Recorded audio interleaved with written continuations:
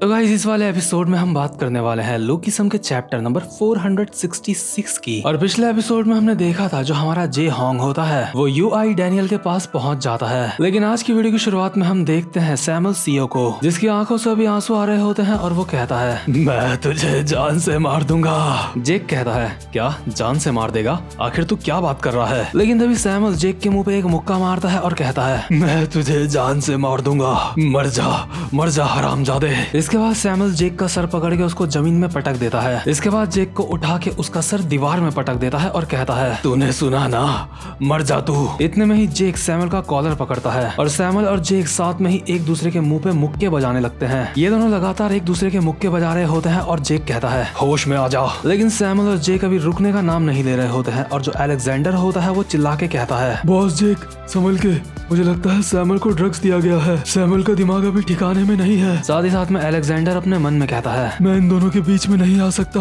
मैं बस पीछे खड़ा होके देख सकता हूँ, बिल्कुल उस समय की तरह जब पहले इनकी फाइट हुई थी आपस में। ये दोनों जब पहली बार एक दूसरे से मिले थे तो उस वक्त भी ये ऐसे ही लड़ रहे थे। अभी जब सैमुअल और जेक एक दूसरे के मुक्के बजा रहे होते हैं तो इन दोनों की ही नाक से खून निकल रहा होता है और जेक कहता है तो इसे ड्रग दिया गया है? हाँ सैमुअल साले गधे, मैंने तो सोचा था, तूने मुझसे कहा था कि वर्कर्स तुझे अपने साथ काफी अच्छे से रख रहे हैं। आखिर उन्होंने तेरे साथ ये क्या कर दिया है जिस वजह से तू ऐसी हरकतें कर रहा है? सैमुअल कहता है ये तू है ना, तो गैब्रियोंग किम का बेटा है। इसके बाद हम उस समय का सीन देखते हैं जब गैब्रियोंग किम की मौत हुई थी। उस समय जब जेक गैब्रियोंग किम की फोटो को उठा के आगे चल रहा होता है तो जेक के ही पीठ के पीछे जो भीड़ चल रही होती है वहीं पे होता है हमारा सैमुअल। सैमुअल उस वक्त जेक को देख के अपने मन में बोल रहा होता है मुझे इससे बहुत जलन हो रही है, मुझे इससे बहुत ज्यादा जलन हो रही है। जो इंसान गैब्रियोंग किम की फोटो को लेके आगे चल रहा है मुझे इससे बहुत नफरत है। भले ही यहाँ पीछे से मैं इसकी पीठ देख सकता हूँ बस, लेकिन उसके बावजूद भी मुझे इससे जलन हो रही है। मैं भी इसकी तरह जिंदगी चाहता हूँ। मैं भी चाहता हूँ कि काश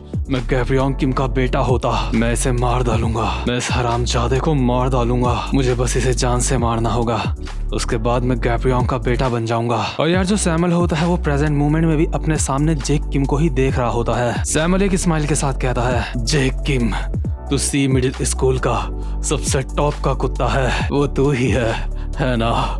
तू ही है गैब्रियोंग किम का बेटा, वो तू ही है। और सैमुअल एक घुमा के मुक्का मारता है जेक के पेट में। जेक के मुक्का काफी ज्यादा जबरदस्त पड़ा होता है और सैमुअल कहता है वो बस एक एसी टेक्नीशियन था, मेरा बाप और कुछ नहीं, बस एक एसी टेक्नीशियन था। और सैमुअल एक और मुक्का मारता है जेक के, लेकिन जेक इस बार सैमुअल के मुक्के को डॉज कर लेता है। जेक सैमुअल के अटैक से बचते हुए अपने मन में कहता है मेरी आवाज अभी इस तक नहीं पहुंचेगी, मुझे इसे नॉकआउट करके इसको शांत करना होगा। तभी सैमुअल एक घुटना मारता है जेक के मुंह पे और कहता है सैमुअल, कल से तू सीखेगा एक एसी को कैसे इंस्टॉल किया जाता है। और यही बात सैमुअल के फादर ने उसको 3-4 साल पहले कही थी, जो कि सैमुअल के दिमाग पे घर कर गई होती है। तभी जेक भागते हुए सैमुअल की कमर पकड़ लेता है और सैमुअल की टांग पकड़ के उसको एक लॉक देने ही वाला होता है। लेकिन इतने में ही सैमुअल उल्टा जेक को ही पकड़ लेता है। जेक का सर अभी नीचे की तरफ होता है और सैमुअल बोल रहा होता है बेटा बस तो देखता रह, भले ही अभी मैं कुछ ज्यादा अच्छा नहीं लग रहा हूँ, लेकिन जब गर्मियों का मौसम आएगा तो इस बूढ़े इंसान के पास काफी ज्यादा काम होगा। तुम्हारे डैडी वापस आ चुके हैं बच्चे।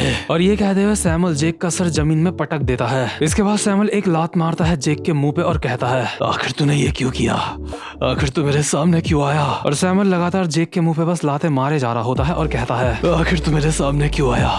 तेरे सामने आने की वजह से मुझे बहुत अजीब लग रहा है। और सैमुअल अभी लगातार अपने दोनों पैरों से जेक के मुंह पे उछले जा रहा होता है। सैमुअल कहता है तुझे मजा आ रहा है ना? तुझे आ रहा है ना मजा? क्या मजा नहीं आ रहा है तुझे?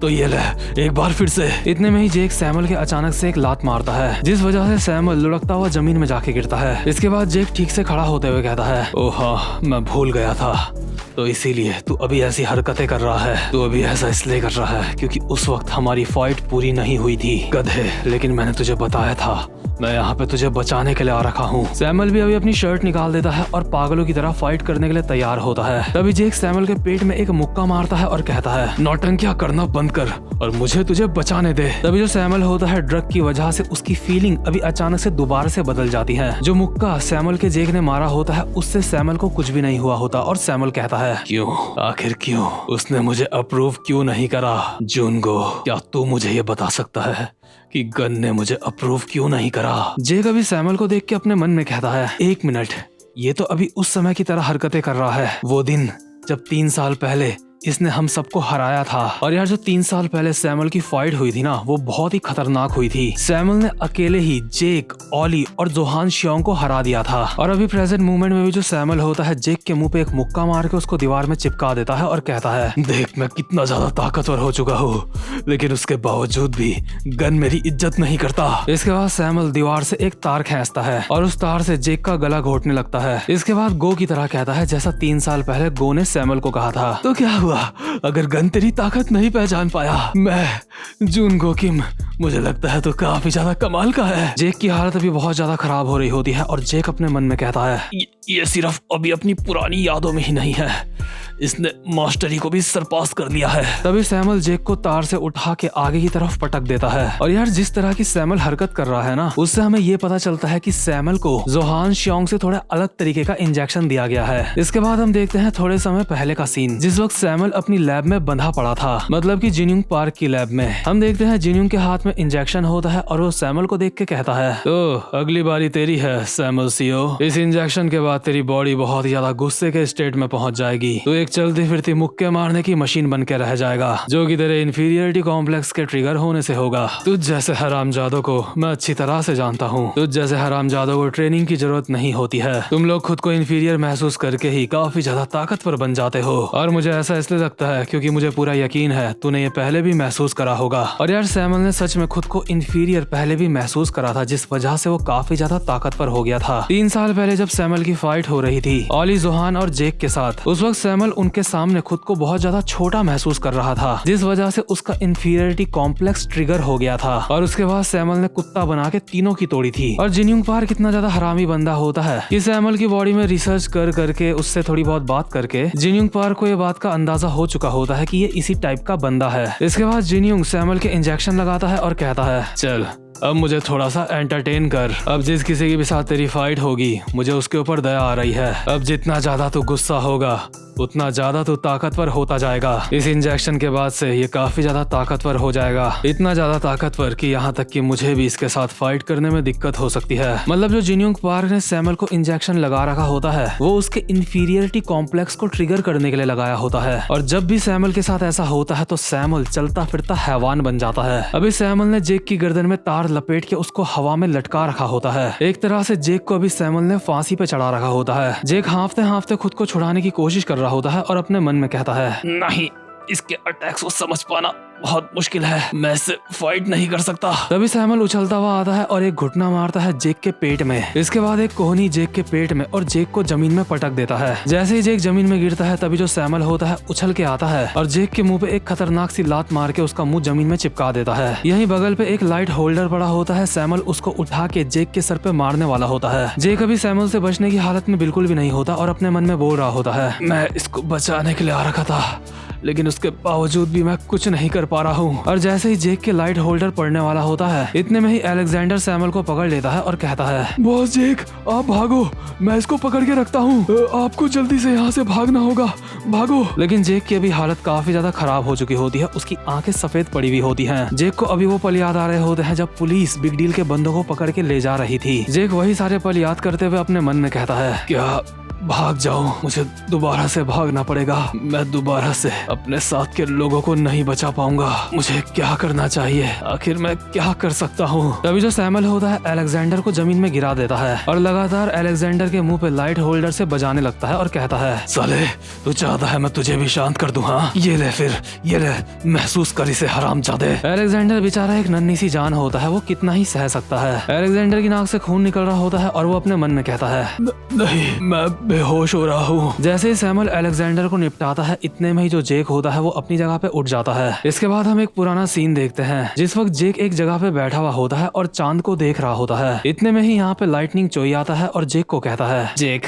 लगता है तुम्हारे दिमाग में काफी कुछ चल रहा है। जेक कहता है, हाँ मुझे डर लग रहा है, मुझे जो भी चीज प्यारी है इस रेट से तो मैं कभी उसको बचा नहीं पाऊंगा। अभी सब कुछ गलत चल रहा है, आखिर मैं अपने लोगों को कैसे बचाऊंगा। लाइटनिंग चोई भी चांद की तरफ देखता है और कहता है, अच्छा तो ऐसी बात है, तुम्हें पता है मैंने एक दिन बॉस गैब्रियोंग किम से कुछ पूछा था। जेक कहता है, क्या आपने पूछा था? लाइटनिंग कहता है, हाँ मैंने पूछा था, मैंने उनसे पूछा था कि मैं उनकी ही तरह ताकतवर कैसे बन सकता हूँ। उन्होंने उस बात का जवाब बिल्कुल वैसे ही दिया जैसे वो हमेशा देते हैं। उन्होंने कहा मुझे काबू पाना होगा खुद पे। उन्होंने कहा था हर एक इंसान कैपेबल होता है सुपर ह्यूमन बनने के, और वो इतने ज्यादा ताकतवर इसलिए हैं क्योंकि उन्होंने खुद के ऊपर जीत हासिल करी है।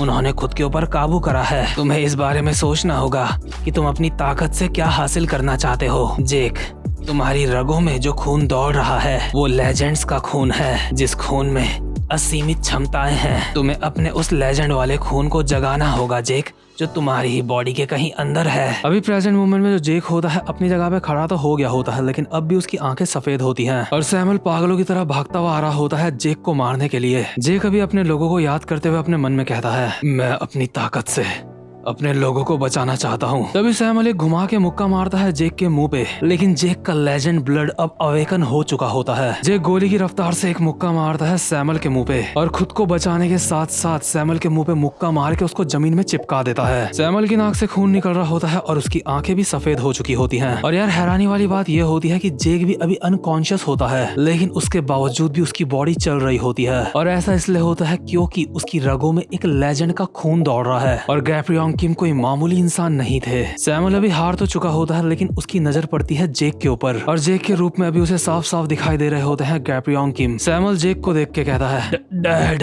और ये कह के सैमुअल बेहोश हो जाता है। जो कुछ भी यहाँ पे हुआ होता है अलेक्जेंडर उसको देख के काफी ज्यादा हैरान होता है और कहता है आखिर ये मुमकिन कैसे है? मैं कसम खा के कहता हूँ मैंने देखा था बॉस जेक अनकॉन्शियस हो चुके थे। बॉस जेक, अभी अचानक से आपके अंदर ये ताकत कहाँ से आई? तो खैर सैमुअल और जेक की फाइट यहाँ पे निपट चुकी होती है। इसके बाद सीन शिफ्ट होता है और हम देखते हैं ओजी डैनियल को, जो अभी एक रूम के अंदर एंटर होता है, जहाँ पे ओजी डैनियल के सामने खड़ा होता है यूआई डैनियल बड़ा वाला, और बिग डैनियल के सामने जमीन में पड़ा होता है जे होंग, जिसे बड़े वाले डैनियल ने ही मार के जमीन में लेटाया होता है। और यार जे बेचारे ने तो वापस में फाइट भी नहीं करी होती है बड़े वाले डैनियल से, क्योंकि जे मरना पसंद करेगा लेकिन कभी भी डैनियल के ऊपर हाथ नहीं उठाएगा। और ओजी डैनियल यही सारी बातें सोचते हुए कहता है जे ने तो वापस में तुझसे फाइट भी नहीं करी होगी, उसने तुझे चुपचाप से खुद को मारने दिया होगा। साले हरामजादे, तुझे जे के साथ ऐसा नहीं करना चाहिए था। और अभी ओजी डैनियल और यूआई डैनियल एक दूसरे के आमने सामने होते हैं और जे की बुरी हालत देख के जो ओजी डैनियल होता है उसको काफी ज्यादा बुरा लगा होता है। तो भाई लोग फाइनली दोनों डैनियल अभी एक दूसरे के आमने सामने हैं। और अगर आप में से कोई भी सोच रहा है कि बड़ा वाला डैनियल अभी कैसे चल पा रहा है, तो देखो इसका एक सिंपल सा आंसर है जो अभी हमें समझ आ रहा है। बड़ा वाला डैनियल अभी ड्रग्स की वजह से ही चल पा रहा है और सेम ऐसा ही उसके साथ थर्ड एफिलिएट में भी हुआ था। तो यार सच में चीजें अब काफी ज्यादा खतरनाक हो चुकी हैं। और अगर आप आगे आने वाली वीडियोस को मिस नहीं करना चाहते तो बेल आइकन को जरूर से प्रेस कर लेना ताकि आपको हर वीडियो का नोटिफिकेशन मिल जाए। तो यार अब मैं मिलता हूँ आपसे अपनी नेक्स्ट एपिसोड में, तब तक के लिए गुड बाय।